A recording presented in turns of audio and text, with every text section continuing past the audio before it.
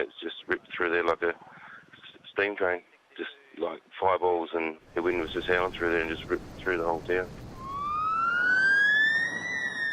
David French and his wife owned the historic property which housed the old timber mill boss's quarters and workers' huts at Yarloop. He stayed to fight until it became too dangerous. What was going through your head at that time when you decided you have to leave? Just basically say goodbye to everything, and what was going to happen for everybody else as well. Made a promise to my wife that I'd leave and not get caught up in it, and I did that. The fire was sparked by lightning on Wednesday morning, fuelled by strong winds and intense heat. We're very much in the lap of Mother Nature. We have a very large perimeter. It's be very problematic and naive of me to be able to suggest that I can predict where there may be areas of stress or impact. There is the additional risks brought about by thunderstorm activities. We saw yesterday a quite spectacular display of Mother Nature generating its own thunderstorm within the fire system itself. Mother Nature's spectacular display could be seen from Perth to the north and Bunbury to the south.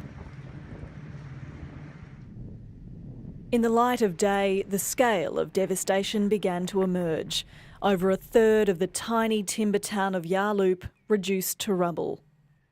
This morning, the fire still had a perimeter well over 100 kilometres and already had burned through more than 50,000 hectares of land. 3 people were unaccounted for. They've since been found.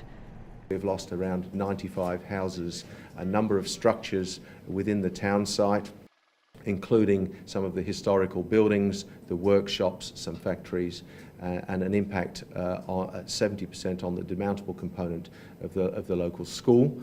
Also losses to post offices, adjacent stores, and our own bushfire fire station infrastructure.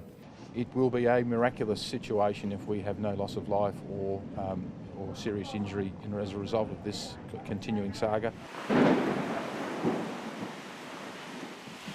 Torrential rain and a drop in temperature provided a welcome reprieve for the hundreds of firefighters trying to bring the blaze under control.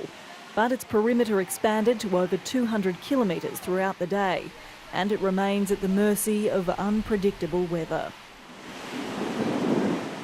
The government is yet to ask for interstate support, but is seeking to declare the fire a disaster in order to get federal funding for Yarloop. The small hamlet has survived for more than a century after it was first established to mill the rich jarrah forests of the region. More recently, it was a centre of controversy after locals claimed the nearby aluminium refinery was poisoning them. Today, the town they fought for was a scene of devastation. Just about everything's gone in Yarloop, like even our home and my neighbours and most of our communities. It's all gone.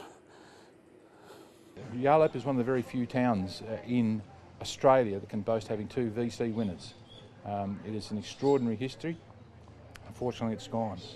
The spirit of people and generosity is great, and we're all going to pull together and we'll get through it. The future of Yarloop, well, that is to be determined, because that's really taken a real severe hit.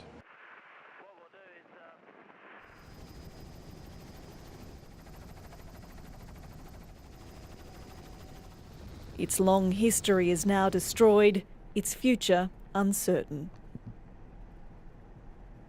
We've had a few knocks in the last few years, and I think this might be the last nail in the coffin for Yarloop. It was a good little community, and it kept getting back up, but I don't think it'll survive this one. More a recent incident than the rest of town. I mean, what's pretty recent? It's on fire. It'd have to be. It'd have to be. So this might be one of the ones. This is possibly one of the ones that's